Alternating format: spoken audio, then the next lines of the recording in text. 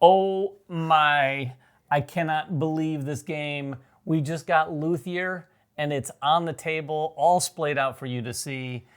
We are going to be doing a preview for this eventually, but we wanted to get it on the table so you could see this because doing this sort of thing, doing board game content, sometimes you see prototypes show up that you're like, wow. Well, this is your first time seeing it, right? This is my first time seeing. Well, it's my first time seeing. You haven't seen it like this either, have you? It was pretty close. Oh, I got was to it? play it at PAX last November, early December.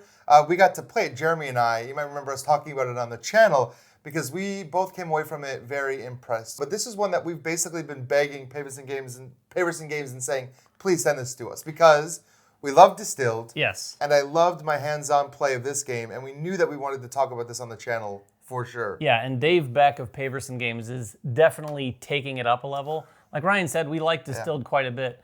He's got Vincent Dutray doing the art, first of all. And the entire illustration here is just amazing. This thing is themed around instruments, building instruments, being a luthier. repairing instruments, making performances. You get these patrons, which are all sorts of varieties, including famous musicians. Yeah. And you're doing that all across these boards and these massive player boards. The production here is just kind of off the charts. Yeah, I mean, even a step up from what Distilled offered. And we thought Distilled was pretty great when that came out. This has stepped it up a notch. I mean, you can instantly see how fantastic the artwork looks, but I want to point out some things. Obviously, like, yes, really nice wooden components. We have all these nice pieces. This little, like, turn order or action order marker is pretty cool. Can I point something out? Oh, yeah. Literally, they include this piece. It is a cardboard token that looks like a conductor's baton. And as far as I can see, I haven't dug through the entire rule book. Speaking of which, there's a rule book and there's a rehearsal book, which basically walks you through things. But it suggests you use this, the teacher of the game, use this to point things out on the board. And I'm talking about the instruments or the guild or the salon. Some people might think this is silly. I think it's awesome. It's cool. I mean, if you've got extra space in cardboard, use it for something I'm going thematic. to be the most annoying teacher with this when I teach this game. Well, I will say, and that leans into the thematicness of this game, I would say, when we played Distilled, if you played Distilled, you know, like you kind of got to learn a little bit about the process of what it was to make alcohol. Yeah, making whiskey. There was just some terms and some things you'd learn.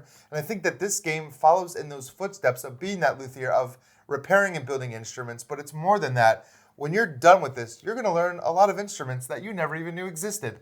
You're going to interact with a lot of patrons. Yeah, everyone knows Mozart, but you're introducing all these classical musicians into your player board as patrons and trying to satisfy them by putting on performances, you know, getting music for them, getting instruments. Very thematic to what it was to be in that world of composing music or creating instruments and everything. Yeah, and all of that theme is supported by a pretty, I would say, medium plus or maybe heavy. Yeah, medium heavy for sure. Medium to heavy Euro. And it's got, like I said, we're going to do a preview, so we don't want to get too detailed. But there was one mechanic we wanted to talk about, which is kind of the core element of this game, and the really interesting, unique thing that it brings. And that's its style of worker placement. Everyone's going to have these chips that have, you start with like a 1, 3, and a 5. Yep.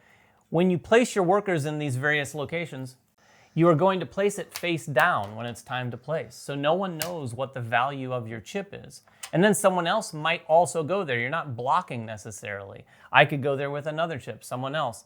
Then once everyone's placed their chips, it's time for resolution.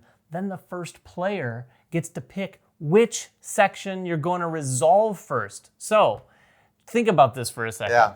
When you do that, I might go to one place because I want to do that first before I go to instruments and get an instrument or something like that. But if Ryan's the one in charge of picking where we go first and he goes to the instruments first, I haven't done the other thing that I need to do to prepare to go get those instruments. Yeah, there are 2 actions you can do in every worker placement spot or action selection spot, whatever you want to call it. There's 2 actions you can do, so you're never completely blocked. Sure. But you are going to be blocked from doing the thing you want to do in 2 ways. First of all, some of these cards, if you're going to any of these spaces, some of the cards have additional costs. You don't know what other players' strength is when they go there. And again, there's this little assistance that can even boost the strength value.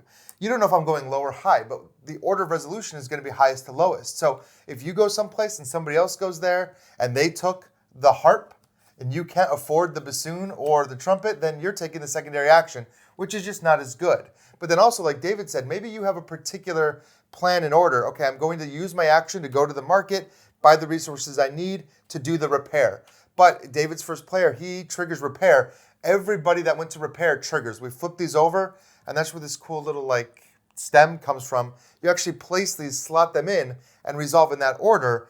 And, you know, I might be forced to take the repair action before I went to the market to get the resources to repair the instrument. And then again, I'm stuck taking that secondary action. So a lot of the game is looking around at what other players are doing and thinking, okay, well, is David going to perform straight away, or does he need to do something else before? Because he's first player, and I know I'm going to be last to activate, so it's tough. It's going to add a lot of tension to the gameplay. But we did want to share that one massive element to what this game has going on. There's a lot of things going on here. Like I said, we've got these patrons that you're going to collect and put on your board. Then they're going to activate, and you're going to get things from them until they flip over. You've got performances that you're going to do, instruments, repairing those instruments. Again, pulling in that theme. Well, yeah, this profession of being a luthier exists still to this day. And again, I think this is going to shine a light on something that people didn't maybe even know was a thing. I mean, it was definitely more of a thing for sure back in the heyday of classical music, because you had to support entire orchestras, and that was a common thing. Like,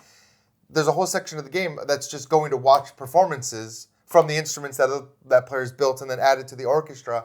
It's very thematic. Yeah, I am already learning. In fact, until last year, I thought luthier was the name of a person. I didn't think it was a profession. I thought it was some person in musical history that I was not familiar with. And again, I don't want to harp on how amazing this game. Harp. Boom. I don't want to harp on how amazing this game looks, but I do want to point out a few things. First of all, we talked about the illustrations, but look at the backs of these cards. Like, they're just so cool. You've got it shows the instruments, the repair symbol. They all look like doors, and then the scoring. I don't know how well you can see the scoring off to the side, but the fact that this looks like a piece of sheet music. Yeah, everything is. I know you're probably cool. sitting there thinking, boy, you really guys are kissing up to Paverson Games. I don't care. We're not doing that. We're just really impressed with this game. Yeah. This is the second game from Paverson, and I got to say, he knocked it out of the park with Distilled. This one, we haven't played it yet. Ryan's played, the about demo. Half of it. We're going to get it played. We're going to get a preview up, maybe even some more content. I don't know that we'll live stream it because it's probably a longer game. It's a long one. It's a doozy. It is a doozy for sure. But anyway, if you have any questions at all about it, make them in the comments below. We'll get down there and answer whatever we can. Until next time, make sure everyone has fun at the table, and we'll see you then.